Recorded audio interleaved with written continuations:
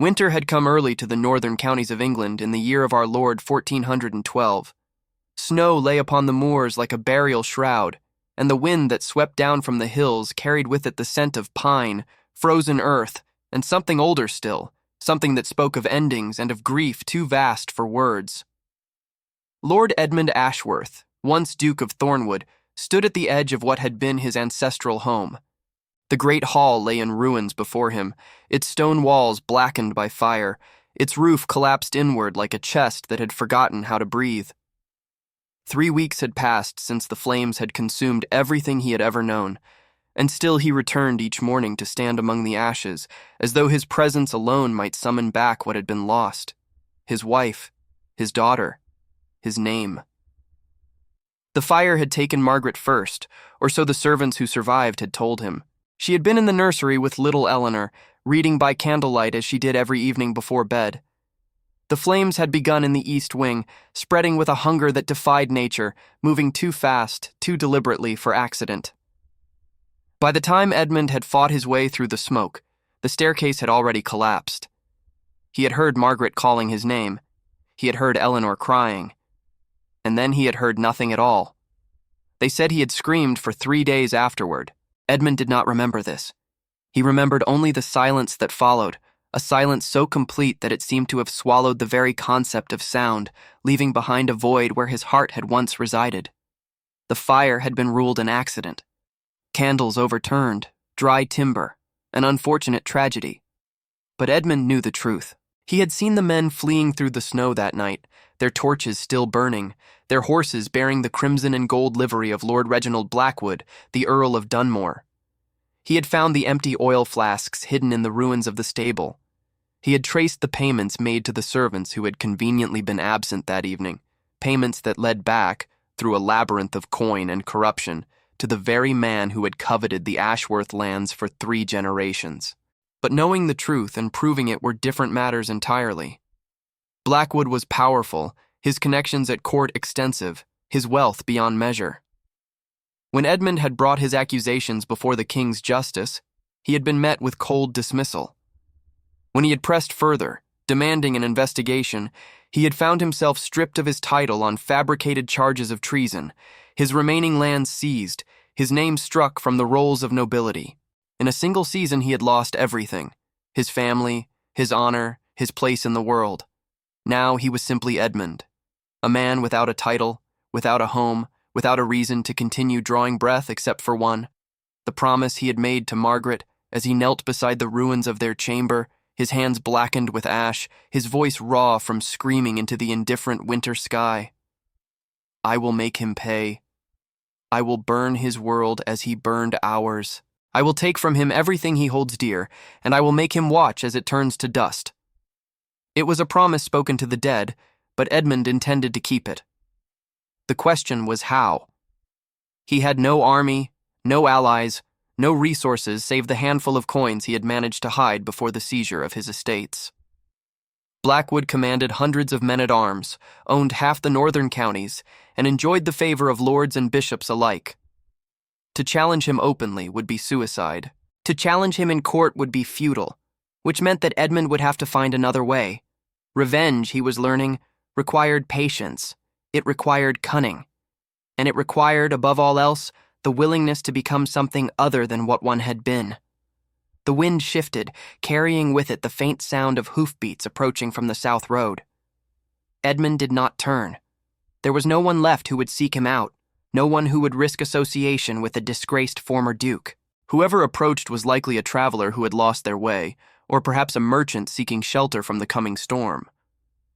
The hoofbeats slowed, then stopped. Edmund heard the creak of leather, the soft thud of boots upon frozen ground. Still he did not turn. Let them see him standing among the ruins of his life. Let them understand that some griefs were too large to be hidden, too heavy to be carried anywhere but here, in the presence of the dead. Lord Ashworth. The voice was female, low and measured, with an accent that spoke of southern counties and careful education. Edmund felt something stir in the hollow place where his heart had been. No one had called him by that title in months. "There is no Lord Ashworth," he said, his own voice rough from disuse. Only a ghost who has not yet learned to lie down. Then I addressed the ghost. The voice drew closer, accompanied by the whisper of heavy fabric against snow. I have traveled far to find you, my lord. I have a proposition that may interest you, if you have not yet surrendered entirely to despair. Edmund turned at last. The woman who stood before him was perhaps 25 years of age, tall and slender, with hair the color of autumn chestnuts gathered beneath a hood of deep green velvet.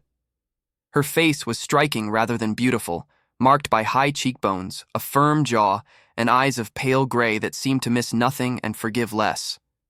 She wore a traveling cloak of excellent quality, though its hem was muddied from hard riding, and she carried herself with the particular straightness of spine that Edmund recognized from his years at court. This was a woman of breeding, a woman of means, and a woman he suspected of considerable danger. You have the advantage of me, my lady, Edmund said. You know my name, but I do not know yours. My name is Isabel. She did not offer a family name, which told Edmund more than any title could have. And I know a great deal more about you than merely your name, Lord Ashworth. I know that you have lost everything to the machinations of Reginald Blackwood. I know that you have been stripped of your title, your lands, and your honor through lies and bribery. And I know that you have sworn an oath of vengeance that you have no means of fulfilling. Edmund's jaw tightened. You are well informed. I make it my business to be well informed. Isabel's gray eyes held his without wavering. Particularly when it concerns men who have been wronged by Lord Blackwood. You are not the first, my lord. And unless someone intervenes, you will not be the last. What interest could you possibly have in Blackwood's crimes? For the first time, something flickered across Isabel's composed features. It was there and gone in an instant, but Edmund recognized it nonetheless. He had seen that same expression in his own reflection every morning since the fire. Grief, rage, and the cold, patient hunger for justice that sustained a soul when all other reasons for living had been consumed. My interest, Isabel said quietly, is the same as yours. Lord Blackwood destroyed my family as thoroughly as he destroyed yours, though by different means. My father was a merchant who refused to pay tribute to Blackwood's tax collectors. He was found hanged in his own warehouse, his death ruled a suicide despite the evidence of struggle. My mother died of grief within the year. My younger brother attempted to bring suit against Blackwood and was imprisoned on false charges. He died in the dungeons of Dunmore Castle 3 months ago. I am sorry for your losses. I do not want your sorrow, my lord. I want your partnership. Isabel reached into her cloak and withdrew a small leather pouch, which she extended toward him. Inside, you will find enough gold to sustain you for a year. There is also a letter of introduction to a certain merchant in York who owes me a considerable debt. He will provide you with lodging, employment, and most importantly, information about Blackwood's movements, his vulnerabilities, his secrets. Edmund did not reach for the pouch. And in exchange for this generosity? In exchange, you will help me destroy him. Isabel's voice was calm, almost conversational, as though she were discussing the weather rather than the ruination of one of the most powerful men in England. Not through violence, my lord. Violence would only create a martyr and bring the king's justice down upon our heads. No, we will destroy him through the same weapons he used against us. We will take his wealth, his reputation, his allies. We will expose his crimes to those who have the power to strip him of everything he values. And when he stands amid the ruins of his own making, alone and despised, we will ensure that he knows exactly who brought him low and why. An ambitious plan, Edmund said slowly, and one that would require resources, connections, and patience far beyond what either of us possesses. You underestimate me, my lord. A faint smile touched Isabel's lips, though it did not reach her eyes. I have spent 3 years preparing for this moment. I have cultivated relationships with merchants, nobles, and servants throughout the northern counties. I have gathered evidence of Blackwood's crimes that would make even his most loyal supporters reconsider their allegiances. What I lack is someone with your knowledge of courtly politics, your understanding of noble houses, and your personal stake in Blackwood's downfall. Alone, neither of us can succeed. Together, we might just manage the impossible." Edmund looked at this strange, fierce woman who had appeared from nowhere with gold and plans and the same burning determination that smoldered in his own chest. He should refuse her offer. He should walk away from this conversation and find some quiet corner of the world where he could drink himself to death in peace. That would be the sensible thing to do. That would be the safe thing. But Edmund had not felt sensible or safe since the night he had watched his world burn, and the promise he had made to Margaret still echoed in his ears, demanding fulfillment. "If we do this," he said, "there will be no turning back. Blackwood will not rest until he has destroyed us, and he has the power to make our deaths very slow and very painful. I am aware of the risks." Isabel's gray eyes were steady. "Are you?" Edmund thought of his wife's voice calling his name through the smoke. He thought of his daughter's crying, cut short by the roar of flames. He thought of the silence that had followed, and the silence that awaited him whether he accepted Isabel's offer or not. "Yes," he said, and reached for the pouch. "Tell me where to begin." The wind howled across the moors, carrying snow and ash, and the first whispers of a reckoning that would shake the foundations of the northern counties. And somewhere in the distance, in the great stone fortress of Dunmore Castle, Lord Reginald Blackwood slept peacefully in his feathered bed, unaware that the instruments of his destruction had just joined hands amid the ruins of his crimes. Check if you are already subscribed to this channel. Stories of redemption and justice deserve to be witnessed until the very end, and this tale has only just begun. 3 months had passed since that frozen afternoon among the ashes, and spring had come reluctantly to the city of York, bringing with it the smell of thawing earth and the endless clamor of commerce. Edmund had taken lodging above a wool merchant's shop near the Shambles, a narrow room with a single window overlooking the crooked rooftops of the old city. It was humble accommodation for a man who had once commanded a household of 40 servants, but Edmund found that he did not miss the grandeur of his former life. Grandeur had not protected Margaret. Grandeur had not saved Eleanor. What use was a title when the people who gave it meaning were gone? He had spent the winter learning to be invisible. Under Isabel's guidance, he had adopted a new identity.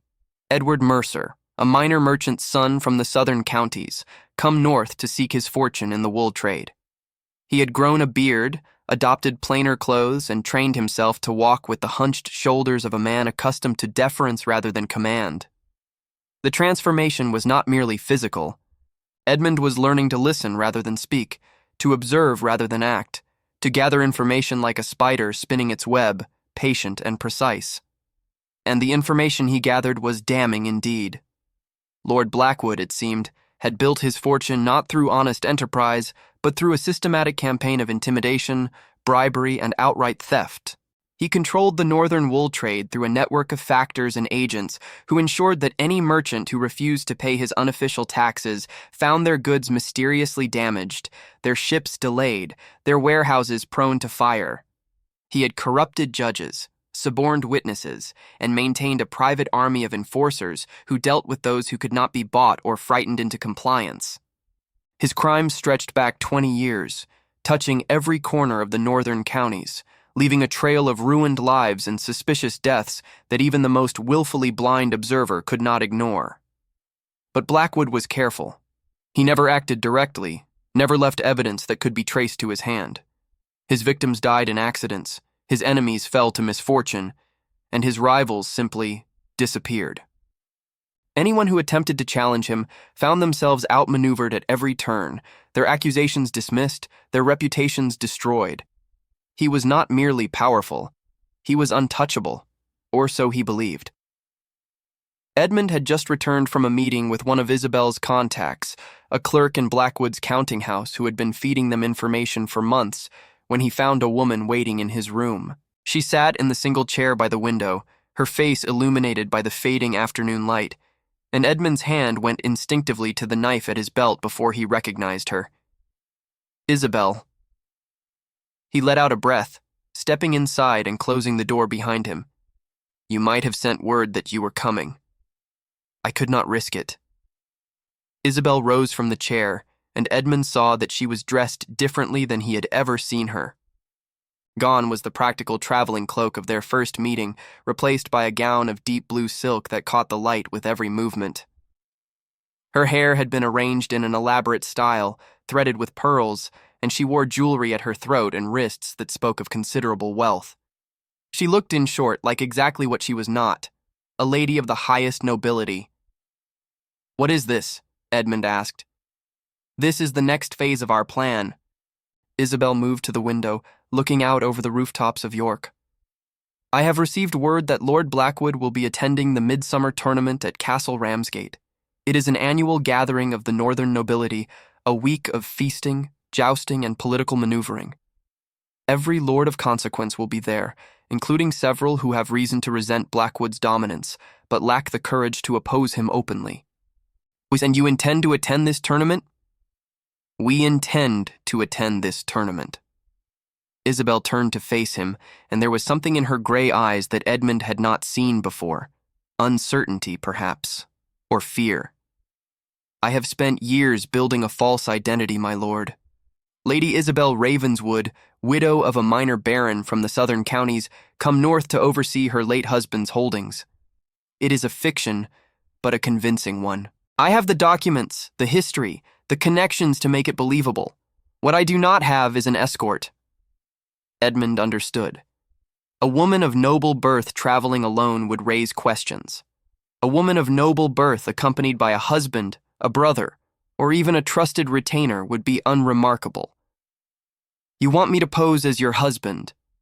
I want you to pose as my betrothed." Isabel's voice was steady, but Edmund detected a faint flush rising in her cheeks. "A courtship would explain why we travel together without the formality of a marriage contract. It would also provide you with access to the tournament and to the conversations that will take place there. Lord Blackwood knows Edmund Ashworth by sight, but he has never met Edward Mercer, and he would certainly never suspect that a disgraced former duke would have the audacity to appear at a gathering of the very nobility that cast him out. It is a dangerous gamble. Everything we do is dangerous." Isabel moved closer, and Edmund caught the scent of lavender and something else, something sharper, like steel, wrapped in silk. "The question is whether the prize is worth the risk.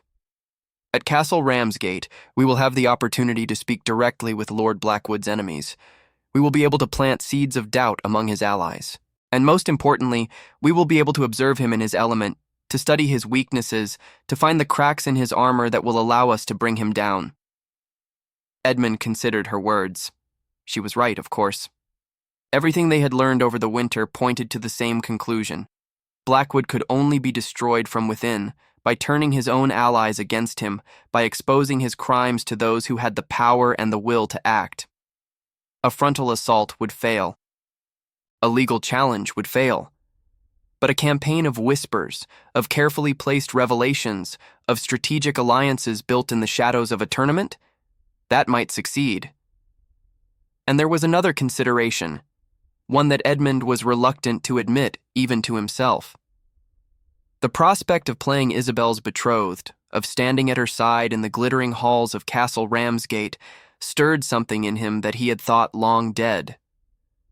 It was not attraction precisely. It was something more complex, more dangerous.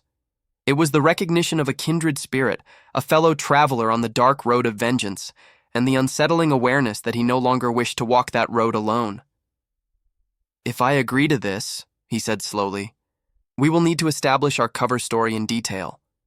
We will need to know each other's histories, our habits, our preferences. We will need to be convincing enough that even the most suspicious observer will believe that we are truly what we claim to be. I have already begun preparing the necessary materials." Isabel reached into a satchel that Edmund had not noticed, withdrawing a sheaf of documents. "Letters of introduction, references from nobles who owe me favors, a genealogy for the fictional Baron Ravenswood that will withstand cursory investigation. What remains is the personal element. The way we look at each other, the way we speak, the 1,000 small intimacies that mark a genuine attachment." Edmund took the documents, scanning them with the eye of a man who had spent years navigating the treacherous waters of court politics. The work was impressive, meticulous, the kind of forgery that required not merely skill, but genuine understanding of how noble society functioned. You have put considerable thought into this. I have put considerable thought into everything, my lord. Isabel's voice softened slightly. This tournament is our best opportunity to accelerate our plans. Blackwood will be surrounded by potential allies and potential enemies alike. If we can turn even a handful of the latter to our cause, we will have accomplished more in a single week than we could in years of patient work. And if we fail? If Blackwood recognizes me, or if our deception is discovered? Then we will improvise.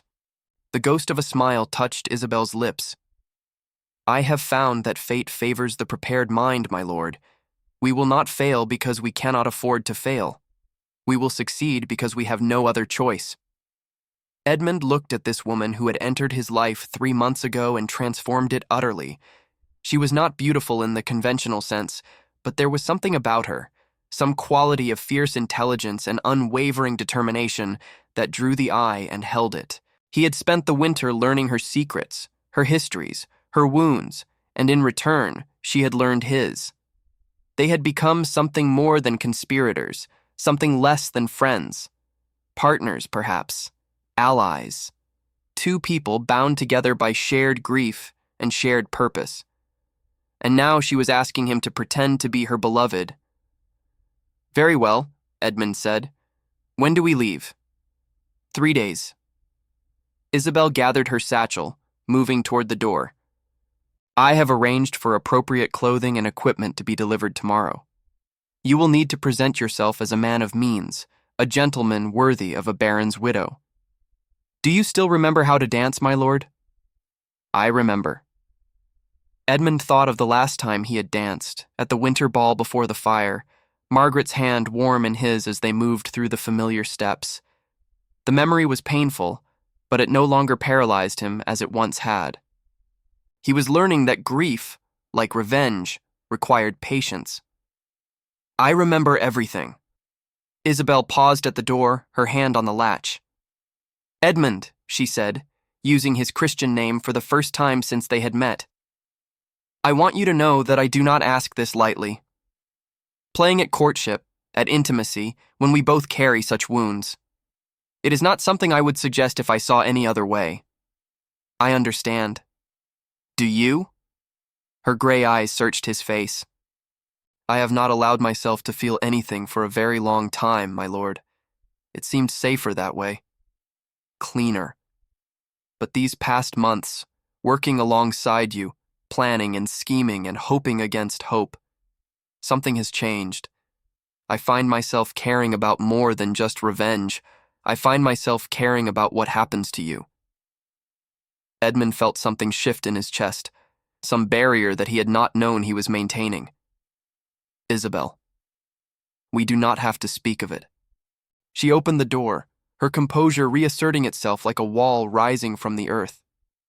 Not now, perhaps not ever, but I wanted you to know. Whatever happens at Castle Ramsgate, whatever becomes of our plans and our vengeance, you should know that you are not alone in this, that I am here, that I will remain here until the end. She was gone before Edmund could respond, her footsteps fading down the narrow stairs. He stood in the middle of his small room, the document still clutched in his hands, and thought about what she had said. He thought about Margaret, about the vows he had made and the love he had lost. He thought about the cold, empty years that stretched ahead of him, years defined by nothing but revenge and its aftermath. And he thought about Isabel, about the fierce gray eyes and the guarded heart, and the possibility, however distant, that there might be something worth living for beyond the satisfaction of watching his enemies burn. 3 days. In 3 days they would ride to Castle Ramsgate, and the game would begin in earnest. Edmund walked to the window and looked out over the darkening city. Somewhere to the north, in the fortress of Dunmore, Lord Reginald Blackwood was preparing for the tournament, counting his allies, polishing his armor, secure in the knowledge of his own invincibility. He had no idea that his doom was being woven from silk and whispers, that a ghost and a merchant's daughter were coming for everything he possessed. Let him sleep peacefully while he could. The reckoning was coming. Castle Ramsgate rose from the hills like a dream of martial glory, its towers catching the June sunlight, its banners snapping in the warm wind that blew up from the valley. The tournament grounds spread before its walls, a vast expanse of pavilions and lists where the finest knights of the northern counties had gathered to prove their worth. The air smelled of horses and roasting meat and the particular excitement of a crowd anticipating spectacle. Edmund adjusted his cloak as their carriage crested the final hill, forcing himself to maintain the relaxed posture of a man with nothing to hide. Beside him, Isabel sat straight-backed and composed, her face arranged in an expression of mild interest that betrayed none of the tension he knew she must be feeling. They had spent the journey rehearsing their cover story, practicing the small gestures of familiarity that would mark them as an established couple. But now that the moment had arrived, Edmund found his mouth dry and his pulse quick. "Remember," Isabel murmured without turning her head, "we are merely two among hundreds. No one has reason to look at us twice. Unless Blackwood's spies have been more thorough than we anticipated. Then we will deal with that eventuality when it arises." Isabel's gloved hand found his and squeezed briefly. "Breathe, my lord. You have faced worse than this." She was right, of course. He had watched his wife and daughter burn. He had been stripped of everything he valued and cast out into the cold. What was a tournament full of nobles compared to that? And yet the fear persisted, not of discovery but of failure, of coming so close to Blackwood only to find that their plans were insufficient, their preparations inadequate. The carriage rolled through the gates and into the chaos of the tournament grounds. Servants swarmed around them, helping them descend, unloading their trunks, directing them to the pavilion that had been prepared for Lady Ravenswood and her betrothed. Edmund kept his eyes forward, resisting the urge to scan the crowds for familiar faces. He was Edward Mercer now, a man who had never set foot in a noble household, who had never dined with lords and ladies, who had certainly never been accused of treason by a corrupt earl. Their pavilion was modest but well-appointed, set in a row of similar structures that housed the lesser nobility. Isabel had been careful to position them appropriately, neither too prominent nor too obscure, the sort of couple that would be welcomed at gatherings but not scrutinized too closely. Within minutes of their arrival, servants had unpacked their belongings and withdrawn, leaving them alone in the lamplit interior. "We are here," Isabel said, and something in her voice made Edmund turn. She stood by the entrance, looking out at the tournament grounds with an expression he could not quite read. "After all these years, after all the planning, we are finally here. Are you having second thoughts?" "No." She turned to face him, and he saw that her eyes were bright with unshed tears. "I am remembering why we came. My brother's face, my father's body hanging in the warehouse, all the people Blackwood has destroyed without consequence. I am reminding myself that this is not merely about revenge. It is about justice. It is about ensuring that no one else suffers as we have suffered." Edmund crossed to her, and without quite meaning to, took her hands in his. "We will succeed, Isabel. We have come too far, sacrificed too much to fail now." She looked at their joined hands, then up at his face, and something shifted in her expression. The tears retreated, replaced by the familiar determination that had sustained them both through the long months of preparation. "Yes," she said, "we will succeed. But first, we must survive the opening feast. I have it on good authority that Lord Blackwood himself will be in attendance, seated at the high table. It will be your first opportunity to observe him in his natural element. And his first opportunity to observe us. He will not be looking at us." Isabel withdrew her hands gently and moved to the small table where their invitation had been placed. "He will be looking at his rivals, his allies, the beautiful women he hopes to bed and the powerful men he hopes to manipulate. We are beneath his notice, Edward. A minor baron's widow and her merchant-born betrothed. We are invisible." Edmund was not so certain. Blackwood had not achieved his position through carelessness. He would have spies among the guests, men and women tasked with watching for threats. But Isabel was right about one thing. They had come too far to turn back now. "Very well," he said. "Let us go be invisible." The great hall of Castle Ramsgate blazed with light and color, hundreds of candles burning in iron chandeliers, tapestries covering the walls, long tables laden with food and wine. The nobility of the northern counties had gathered in all their finery, silks and velvets and jewels glittering in the candlelight. Servants moved through the crowd carrying platters and goblets, and the air was filled with music, laughter, and the constant murmur of conversation. Edmund escorted Isabel to their assigned places at one of the lower tables, acutely aware of the eyes that followed them. They were strangers here, unknown quantities, and the curious glances of their neighbors carried the weight of assessment. He kept his expression neutral, his posture relaxed, playing the role of a man accustomed to such gatherings, but not quite comfortable in them. "Lady Ravenswood," said a voice to his left, and Edmund turned to find a plump woman of middle years studying Isabel with frank interest. "I am Lady Catherine Whitmore. I believe our late husbands were acquainted." "Indeed they were," Isabel replied smoothly, and Edmund marveled at the ease with which she inhabited her assumed identity. "Baron Whitmore attended our wedding, as I recall, a most generous man." "He had his moments." Lady Catherine's gaze shifted to Edmund. "And this must be your betrothed. I confess, the rumors do not do him justice." "There are rumors?" Edmund kept his voice light, curious rather than alarmed. "There are always rumors, Master Mercer. A wealthy widow of noble birth taking up with a merchant's son? The tongues have been wagging for weeks." Lady Catherine's smile was not unkind. "But I find myself charmed rather than scandalized. Love pays no attention to station, as the poets say." If this story has touched you, leave a comment saying, "Love conquers all barriers." Let your voice join this moment of hope and redemption. "The poets are occasionally correct," Edmund said, and allowed himself to smile. "Though I suspect they underestimate the practical difficulties involved." The conversation continued, light and inconsequential, but Edmund's attention was elsewhere. He had spotted Lord Reginald Blackwood at the high table, seated in a place of honor beside the tournament's host. Even at this distance, Edmund felt his blood turn cold. Blackwood was a large man, broad-shouldered and heavy-set, with a face that might once have been handsome before years of indulgence had blurred its features. He wore black velvet trimmed with ermine, and rings glittered on his thick fingers.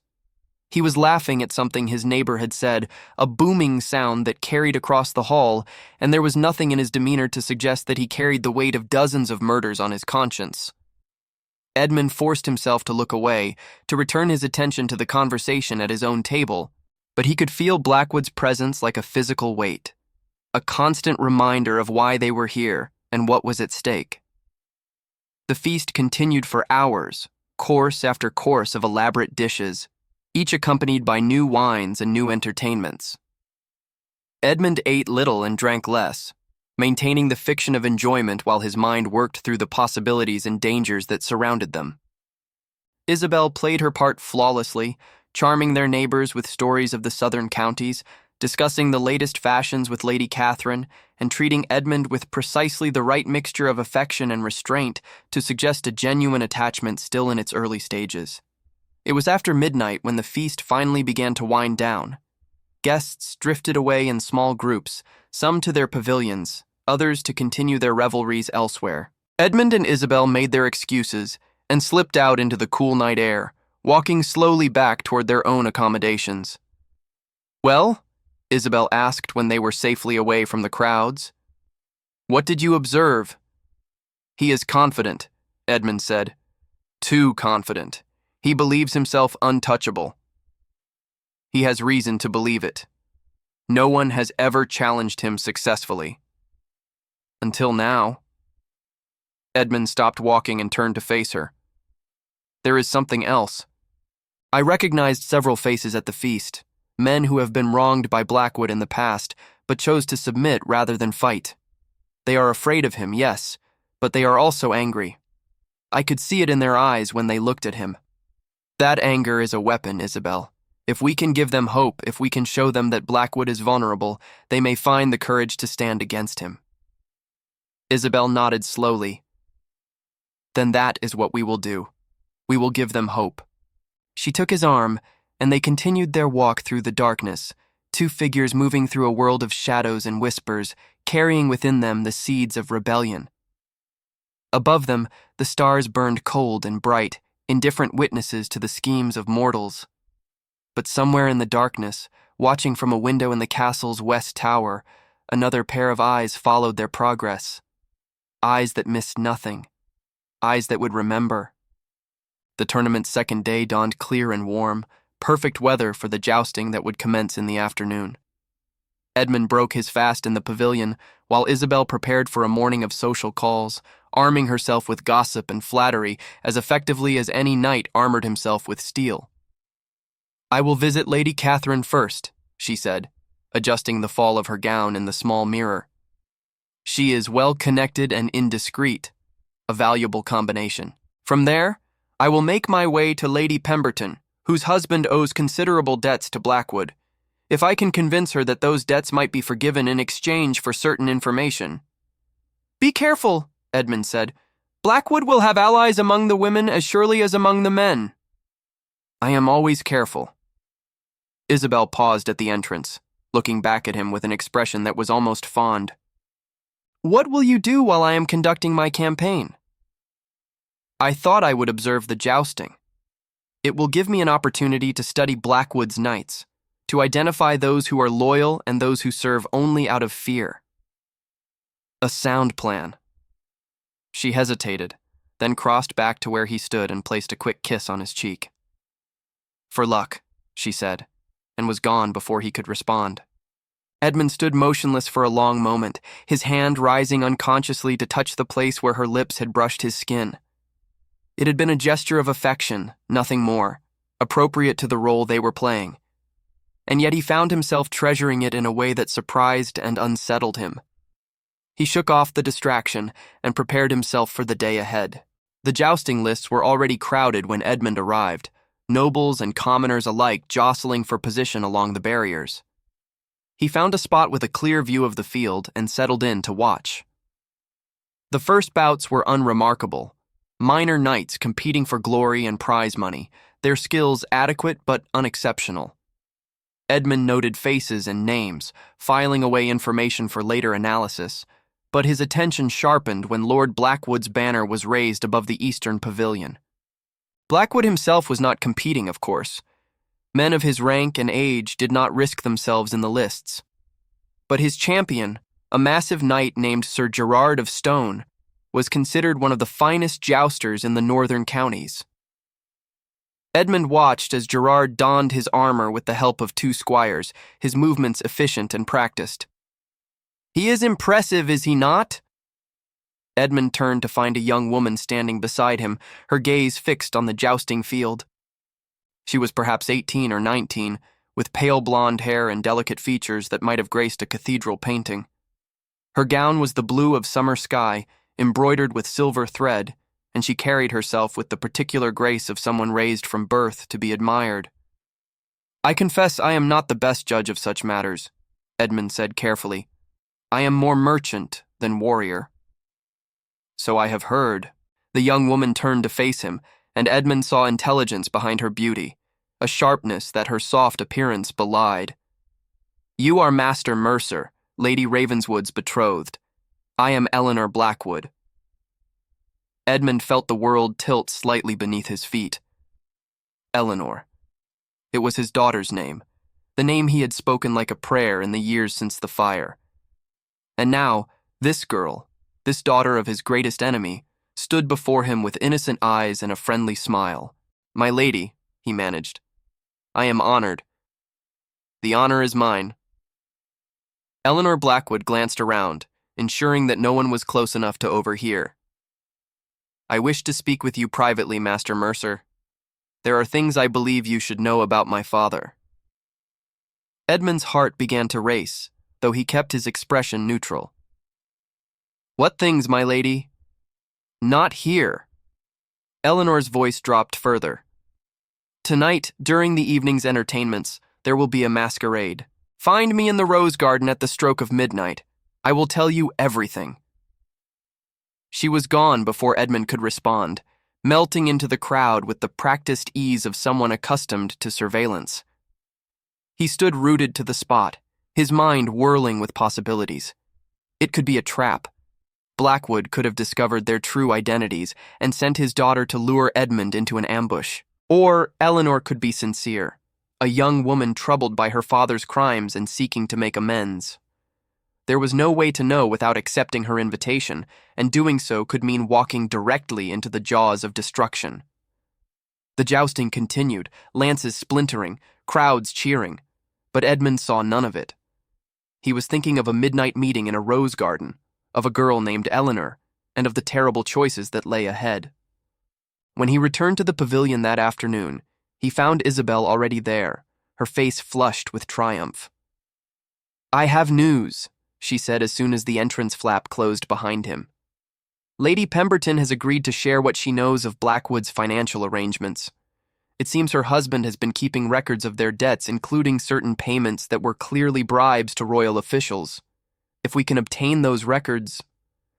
"There is something else," Edmund told her about his encounter with Eleanor Blackwood, watching her expression shift from excitement to wariness. "It could be a trap," Isabel said when he finished. "I know.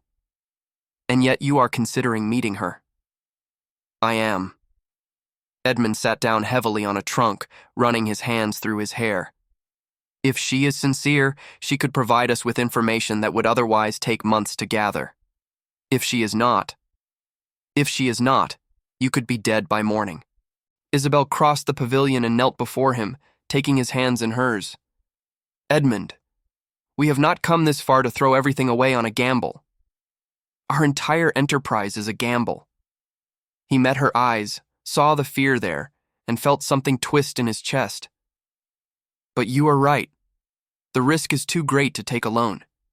If I meet her, I will need you to watch from a distance. If anything goes wrong..."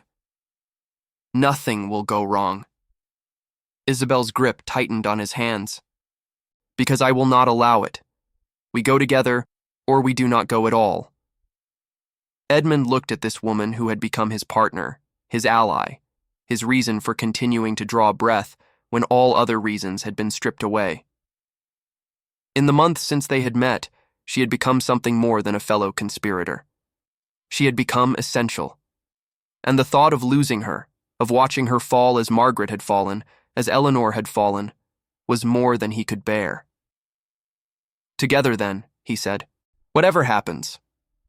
The masquerade that evening was a riot of color and disguise, the great hall transformed into a dreamscape of masks and mysteries.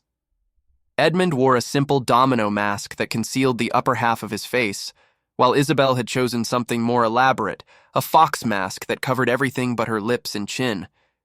They moved through the crowd like spirits, exchanging pleasantries with strangers, dancing when propriety demanded, always watching for signs of danger. As midnight approached, Edmund made his way toward the rose garden while Isabel positioned herself in the shadows nearby. The gardens were quiet at this hour, most of the guests still absorbed in the festivities within, and the only sounds were the whisper of wind through leaves and the distant strains of music. Eleanor Blackwood was waiting by a stone fountain, her own mask discarded, her face pale in the moonlight. She looked up as Edmund approached, and he saw that she had been crying. "You came," she said. "I was not certain you would." "I am here." Edmund stopped at a careful distance, every sense alert for signs of ambush. "What is it you wish to tell me?" "The truth." Eleanor's voice broke slightly. "The truth about what my father has done. The truth about the fire at Ashworth Manor." Edmund felt the blood drain from his face. "What do you know of that fire?" "I know everything." Eleanor rose from the fountain's edge, her hands twisted together in distress. "I heard my father planning it with Sir Gerard. I heard them discussing how to make it look like an accident, how to ensure that no one survived. I was 12 years old, Master Mercer. I was a child, and I did nothing to stop it." "Why are you telling me this now?" "Because I cannot live with the guilt any longer." Tears were streaming down Eleanor's face. "Because I know who you really are, Lord Ashworth. I recognized you the moment I saw you, and because I believe that you deserve to know the truth, whatever you choose to do with it." Edmund's mind raced. She knew. She had known from the beginning. And yet she had sought him out, not to betray him, but to confess. "Why should I believe you?" he asked. "This could easily be another of your father's schemes." "Because I have proof." Eleanor reached into her sleeve and withdrew a folded piece of parchment. "Letters. Between my father and Sir Gerard. Detailing the plan to destroy your family and seize your lands. I have kept them hidden for 5 years, waiting for the right moment, waiting for someone who might actually be able to use them." Edmund took the letters with trembling hands. Even in the dim moonlight, he could make out the writing, the familiar seal of the House of Blackwood. This was it. This was the evidence they had spent months searching for, the proof that could bring Blackwood to justice. "Why?" he asked. "Why would you betray your own father?" Eleanor's expression hardened. "Because he is a monster. Because he has destroyed countless lives without remorse. And because I would rather see him brought to justice than watch him continue his crimes." She paused, then added quietly, "And because my mother died 6 months ago. She was the only thing keeping me silent. Now I have nothing left to lose." From the shadows, Isabel emerged, her mask removed, her expression a mixture of wonder and wariness. "Is it genuine?" she asked. "I believe so." Edmund handed her the letters, watching as she scanned them in the moonlight. "But even if it is, we will need more than this to bring Blackwood down. We will need witnesses. We will need allies willing to speak against him. I can help with that." Eleanor straightened her shoulders, and Edmund saw in her something he recognized. The same determination that drove Isabel, the same willingness to sacrifice everything for justice. "I know secrets that my father believes are buried forever. I know where the bodies are hidden, both figuratively and literally. Give me time, and I will deliver him to you on a silver platter." Edmund looked at Isabel, saw the question in her eyes, and made his decision. "Very well," he said. "Tell us everything." The days that followed were a whirlwind of whispered conversations and careful maneuvering. Eleanor proved as good as her word, providing information that allowed Edmund and Isabel to approach Blackwood's victims with proof of his crimes. One by one, men and women who had suffered in silence for years began to find their voices. Lord Pemberton was the first to pledge his support, his wife's influence proving decisive. Then came Sir William of Hartfield, whose brother had died in suspicious circumstances after refusing to sell his lands to Blackwood. Then Lady Anne Crowley, whose father had been driven to bankruptcy by Blackwood's predatory lending practices. Each ally strengthened their position. Each new voice added to the chorus of accusation that was slowly building against the Earl of Dunmore. But they were playing a dangerous game, and Edmund knew that it was only a matter of time before Blackwood became aware of their activities. The warning came on the 5th day of the tournament in the form of a message delivered to their pavilion by a frightened servant. "Sir Gerard has been asking questions about you," the message read. "He suspects that you are not who you claim to be. Leave the tournament immediately or face the consequences." Edmund read the message twice, then handed it to Isabel without comment. "We cannot leave now," she said after scanning the words. "We are too close. Another few days, and we will have enough support to bring formal charges against Blackwood before the King's Council. And if Gerard acts before then? If Blackwood sends his men to silence us in the night? Then we will be ready for them." Isabel's jaw set in the expression Edmund had come to recognize as immovable determination. "I did not spend 3 years preparing for this moment only to run at the first sign of danger. We stay, we fight, and we win." Edmund wanted to argue. He wanted to point out that their lives were worth more than revenge, that there would be other opportunities, that survival should take precedence over victory. But he looked at Isabel, at the fire in her gray eyes, and he knew that he would follow her into the mouth of hell itself if she asked him to. Very well, he said.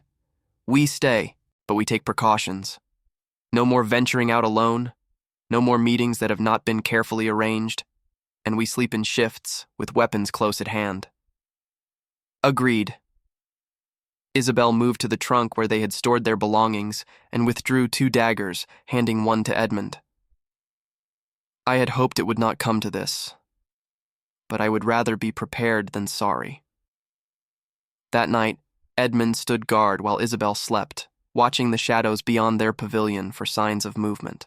The tournament grounds were quiet, the revelries of the day giving way to exhausted silence, but he could not shake the feeling that they were being watched. Near dawn, when fatigue had begun to cloud his vision, he heard footsteps approaching. His hand went to the dagger at his belt, his body tensing for action.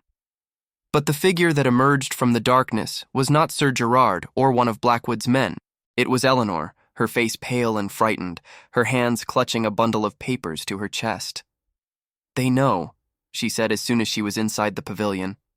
"My father has learned that I have been speaking with you. He has sent Gerard to bring me back to Dunmore Castle, where he intends to keep me prisoner until this matter is resolved." "How did you escape?" Isabel asked, rising from her makeshift bed. "I climbed out a window and stole a horse." Eleanor laughed, but there was no humor in the sound. "I have been riding for hours.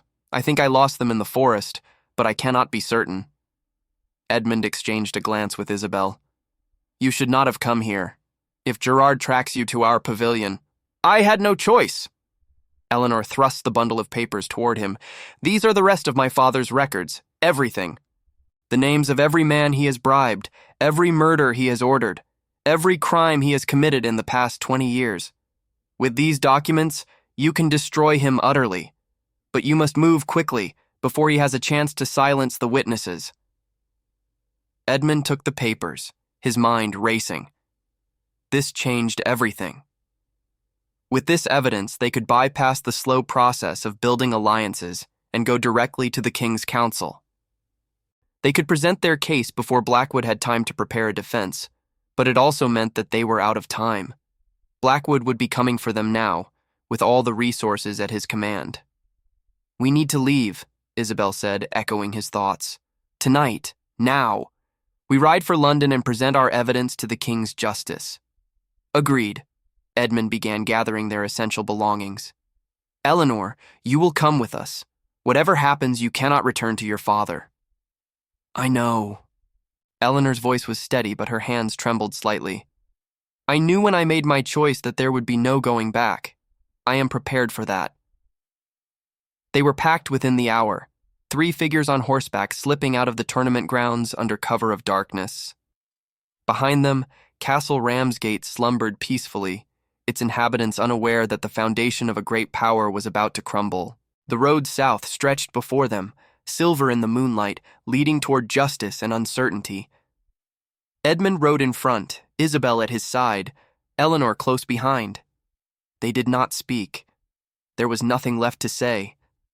The game had entered its final phase, and one way or another, it would be finished before the summer ended. They rode through the night and into the next day, stopping only when the horses could go no further. Eleanor proved a capable rider, keeping pace despite her obvious exhaustion, her jaw set with the same determination that Edmund had come to recognize in Isabel. They were women of different stations, different backgrounds, but they shared something fundamental, a refusal to be broken by the men who had tried to destroy them. On the second day, as they were making camp in a small clearing off the main road, Edmund heard it. The distant thunder of hoofbeats, growing steadily closer. "They have found us," Isabel said, her hand going to the dagger at her belt. "How many?" Eleanor asked, her voice remarkably steady. Edmund listened for a moment, calculating. "At least a dozen. Perhaps more. Too many to fight." "Then we run." Isabel was already moving toward the horses. "There is a village 3 miles south. If we can reach it before they catch us, we may be able to find sanctuary." They mounted and rode, pushing their exhausted animals to the limit. The hoofbeats behind them grew louder, closer, and Edmund could hear shouts now, the voices of men who had caught the scent of their prey. The village appeared ahead, a cluster of humble cottages surrounding a stone church. Edmund turned toward the church, remembering a distant lesson from his youth about the rites of sanctuary. "Inside!" he shouted. "They cannot touch us on holy ground."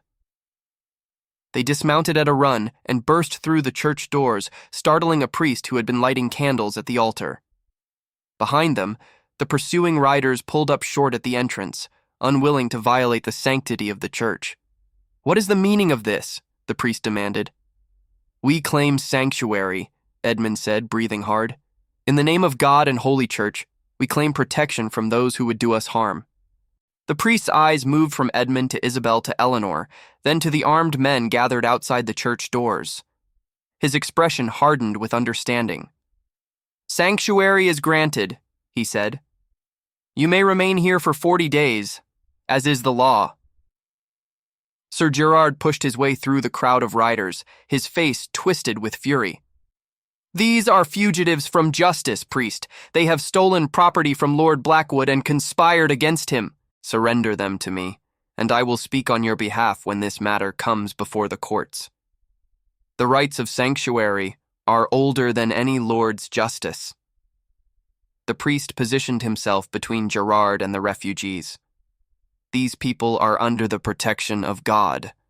Any who violate that protection will answer to a higher authority than Lord Blackwood." Gerard's hand went to his sword, but he did not draw. Even a man of his brutality hesitated before committing such a sacrilege in front of witnesses. Instead, he turned to his men. "Surround the church. No one enters or leaves. If they will not come out willingly, we will wait until starvation forces them out." The siege of the little church had begun.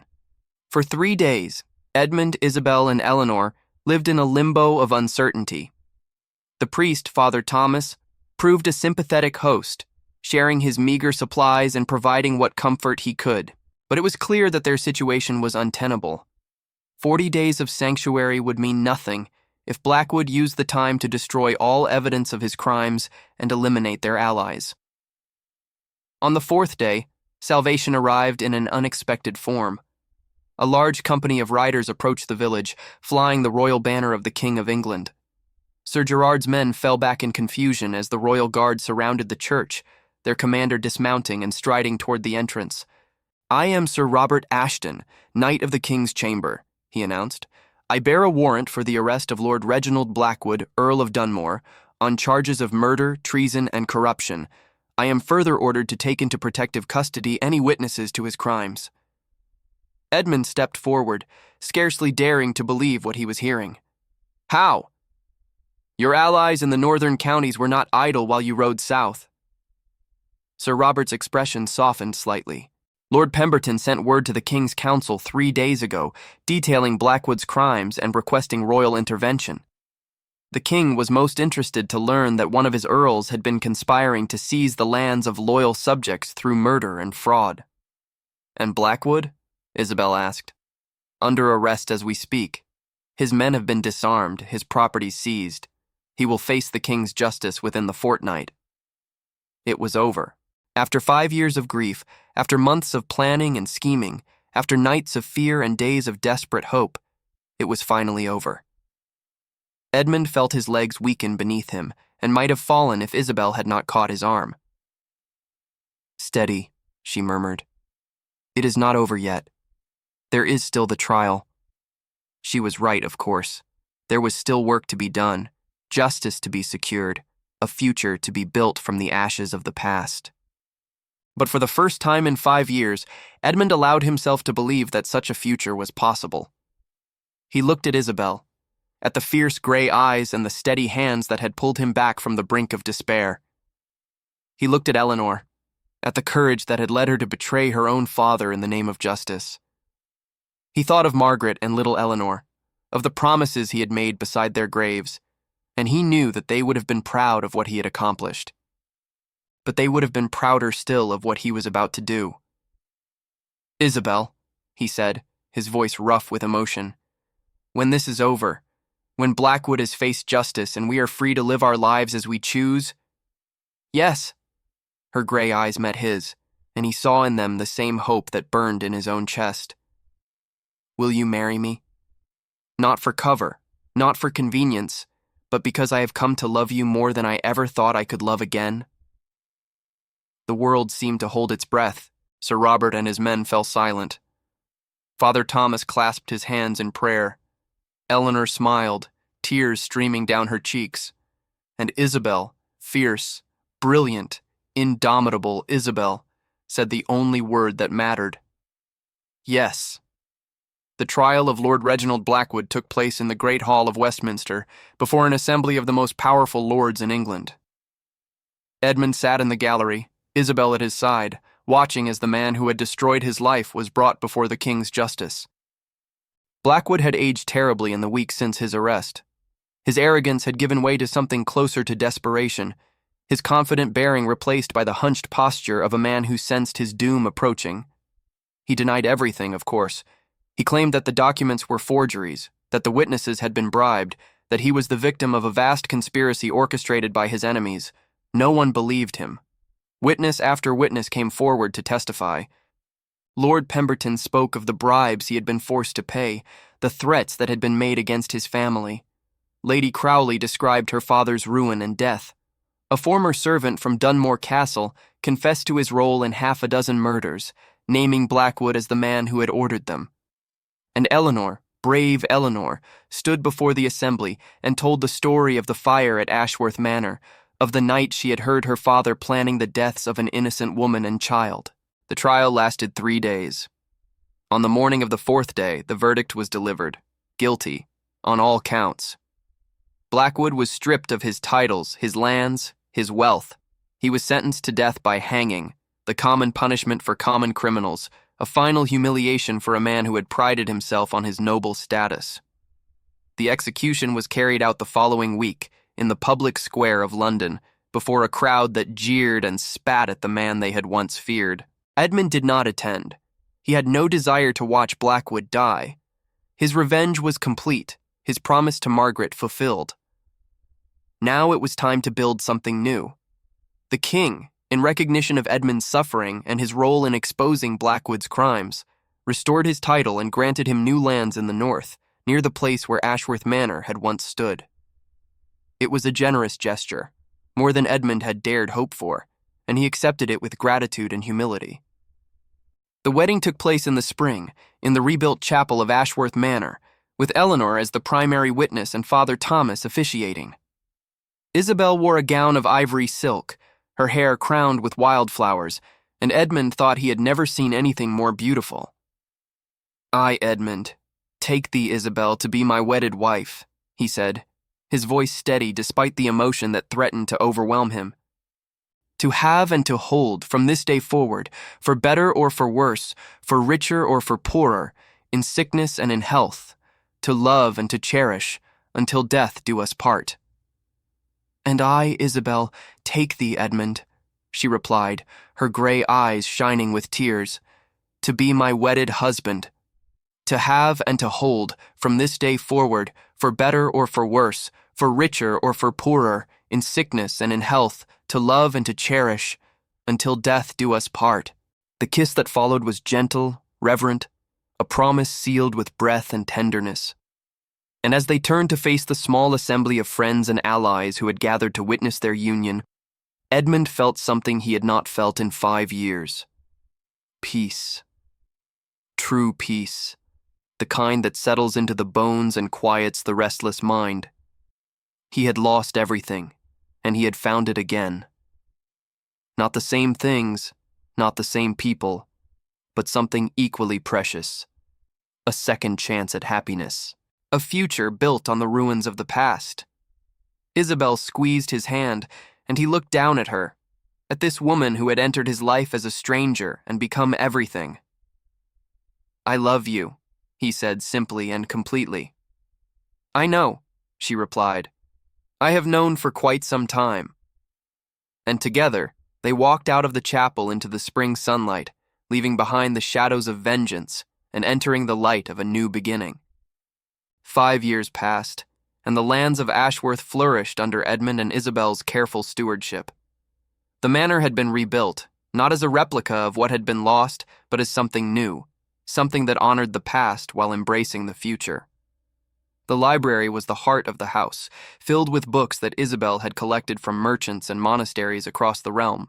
The gardens were Margaret's memorial, planted with the flowers she had loved, tended by Eleanor, who had found a permanent home with her unlikely family. Edmund often walked those gardens in the evening after the day's work was done, remembering and giving thanks. He thought of Margaret sometimes, of the love they had shared and the life they had built together. He thought of little Eleanor, of the daughter he had lost and the one he had gained. And he thought of Isabel, of the fierce, brilliant woman who had appeared from nowhere with gold and plans and the offer of a partnership that had become something infinitely more precious. On a warm evening in June, he found Isabel in her favorite spot, a stone bench beneath an ancient oak tree, a book open in her lap. The years had softened her, though they had not diminished her. Her hair, still the color of autumn chestnuts, was threaded now with silver. Her gray eyes, still sharp and watchful, held a warmth that had not been there when they first met. "You are brooding again," she said without looking up from her book. "I can always tell when you are brooding. You walk differently." "I was thinking," Edmund corrected, settling onto the bench beside her. "There is a difference. A subtle one." She closed her book and turned to face him. "What were you thinking about?" "The past. The future. How strange it is that the worst thing that ever happened to me led me to the best thing that ever happened to me." Isabel smiled, that rare, unguarded smile that she reserved for him alone. "You are becoming sentimental in your old age, my lord." "I have earned the right." He took her hand, marveling as he always did at how perfectly it fit in his. "Do you ever regret it? The risks we took, the dangers we faced?" "Never." Her grip tightened. "We did what we had to do, Edmund. We brought justice to those who had none. We built something good from something terrible. That is not cause for regret, that is cause for pride." From somewhere in the house they heard the sound of children laughing. Their twins, William and Catherine, born 2 years after the wedding, were playing some game with Eleanor, whose joyful voice mingled with theirs. The sound carried across the garden, filling the evening air with life and happiness. "We have been blessed," Edmund said quietly. "We have earned our blessings." Isabel leaned against his shoulder, her warmth familiar and comforting. "And we will continue to earn them every day for as long as we are given." The sun sank lower, painting the sky in shades of gold and rose. Edmund thought of all the sunsets he had witnessed since that frozen afternoon among the ashes, all the dawns that had followed. He thought of the journey he had taken, from grief to vengeance to redemption, and of the woman who had walked beside him every step of the way. "I love you," he said, as he had said every day since their wedding. It never lost its meaning. It never would. "I know," she replied, as she always did. "I love you too." And they sat together in the gathering dusk, two people who had found each other in the darkness and learned, against all odds, to build a life in the light. The great hall of Ashworth Manor was filled with music and laughter, the sound of a household celebrating. It was Eleanor's wedding day, and she stood at the center of the hall in a gown of pale blue silk, her hand clasped in that of Sir Thomas Whitmore, son of the Lady Catherine who had been among the first to befriend them at Castle Ramsgate all those years ago. Edmund watched from his place at the high table, Isabel beside him, their children seated nearby. William, at 8 years old, was trying very hard to behave with appropriate dignity, while Catherine, 2 years younger, had already abandoned such pretensions and was feeding scraps to the dogs under the table. "She looks happy," Isabel observed, her eyes on Eleanor.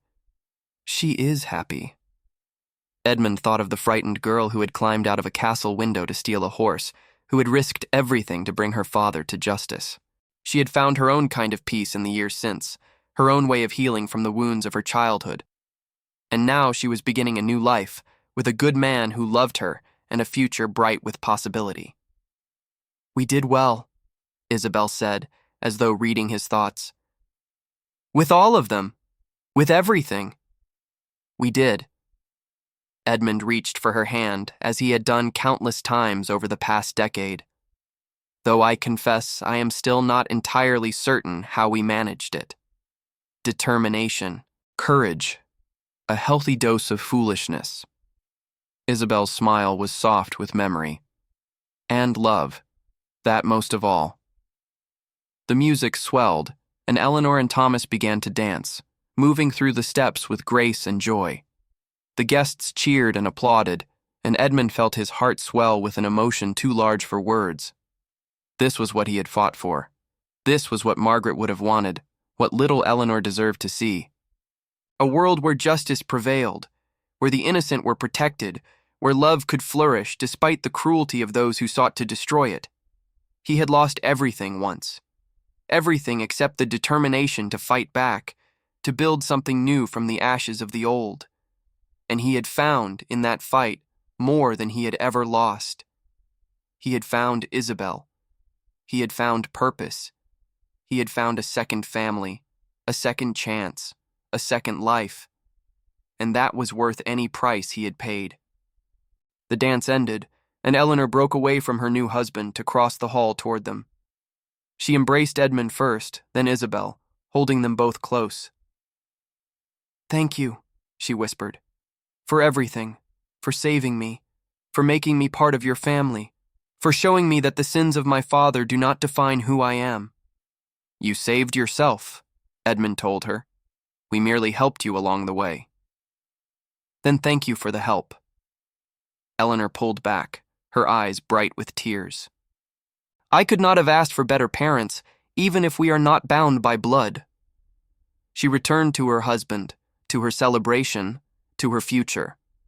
And Edmund and Isabel sat together, watching her go, their hearts full to bursting with pride and love and gratitude. Later, after the guests had departed and the children had been sent to bed, they walked together through the gardens, as they often did on nights like this. The moon was full, casting silver light over the flowers, and the air smelled of roses and summer. "What are you thinking?" Isabel asked. "I am thinking that I am the luckiest man in England." Edmund stopped walking and turned to face her. "I am thinking that 10 years ago I was standing in the ruins of my life, convinced that I had nothing left to live for. And then you appeared with your gold and your plans and your fierce determination.